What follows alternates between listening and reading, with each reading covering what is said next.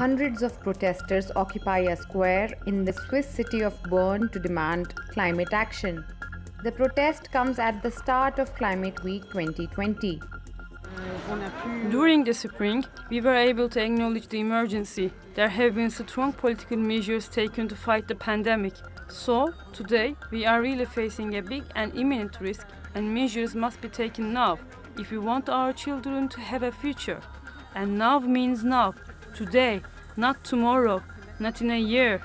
A poll by GlobeScan found people want politicians to tackle the climate crisis with the same vigor as COVID-19, especially in the developing world.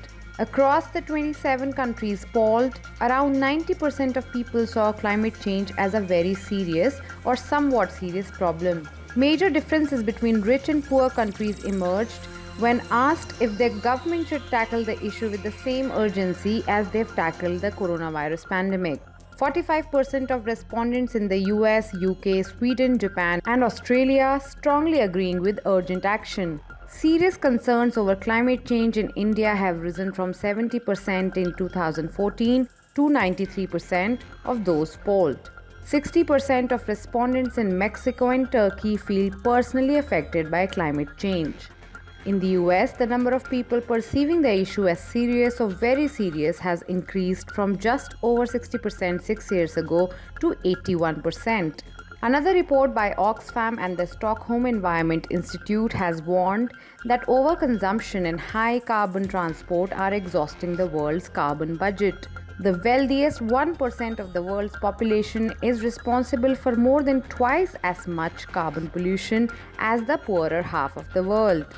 Carbon dioxide emissions rose by 60% over a 25-year period.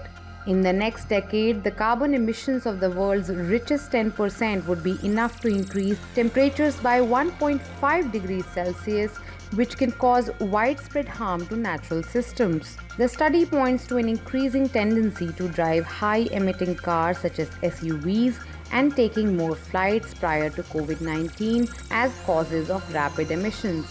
Groups like Oxfam are asking for more taxes on high carbon luxuries such as frequent flyer levy and to funnel investment into public services and low carbon alternatives to create jobs and reduce poverty.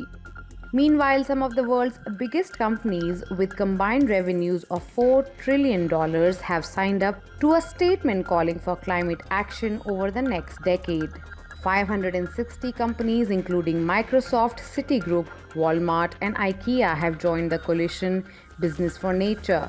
It has issued a joint call emphasizing the crucial role healthy ecosystems play in human well-being. In New York, climate campaigners have unveiled a huge countdown clock showing how little time is left before global temperatures hit a critical high. The digital installation shows just over 7 years remain to prevent the effects of global warming from becoming irreversible. Time is literally running out.